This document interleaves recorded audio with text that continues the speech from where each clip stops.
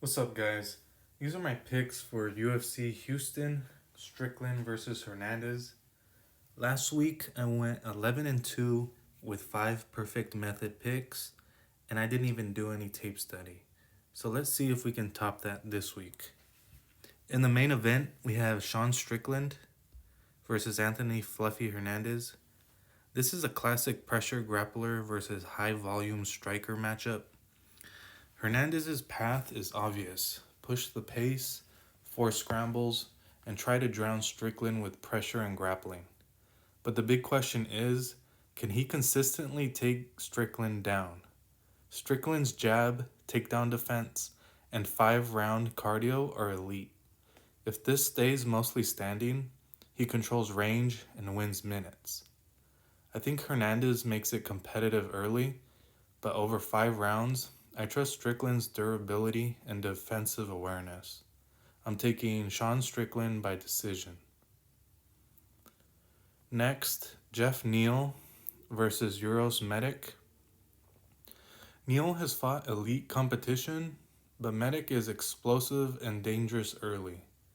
If Medic can land clean in the first 2 rounds, this could get interesting, and I'm leaning towards the sharper finisher here. I'm taking Medic by knockout. Next, we have Dan Ige versus Malik Acosta. Ige is experienced and battle tested, but Acosta is the fresher fighter with finishing upside.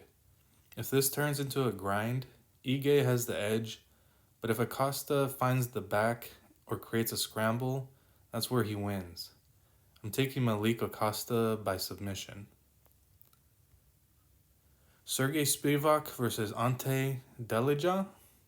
Spivak is the more proven heavyweight, strong grappling, solid top control. Heavyweight fights are chaotic, but skill for skill, Spivak has the advantage. So I'm taking Sergey Spivak by submission. Next, we have Jacoby Smith versus Josiah Harrell.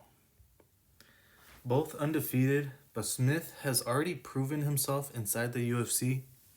Harrell is a live underdog, but experience matters here. So I'm taking Jacoby Smith by decision. Next, we have Zach Reese versus Michelle Pereira. Reese hits hard, but Pereira is more dynamic and unpredictable. If Pereira stays composed and doesn't gas, he's the more dangerous fighter overall. I'm taking Michelle Pereira by finish in the first round. Chidi Njoku versus Carlos Leal. Chidi has the reach, striking advantage, and higher level experience. If he keeps this at a distance, he should outpoint Leal over 3 rounds. So I'm taking Chidi Njoku by decision. Next, we have Ode Osborne versus Idris Alibi. Osborne is experienced, but Idris brings pressure and physicality. This feels like a close fight, but I'll lean toward the fresher upside, so I'm taking Idris by knockout. Next, we have Alden Correa versus Luis Gurul. Correa has the physical advantages and strong finishing instincts. I think this one ends inside the distance, and I'm taking Alden Correa by knockout. Next, we have Nora Cornhole versus Jocelyn Edwards. Edwards has the size and experience edge at this stage. I'm taking Jocelyn Edwards by decision. Next, we have Ramiz Brahima versus Punahel Soriano. I'm taking Soriano. He's physically strong and dangerous early, and Brahima has submission upside, but Soriano's power and durability give him the edge. So I'm taking Soriano by decision. Next, we have John Paul versus Phil Rowe. John Paul has strong finishing instincts and momentum. Rowe is dangerous, but I think John Paul finds the opening first. I'm taking John Paul by finish. Next, we got Yadir versus Jordan Levitt.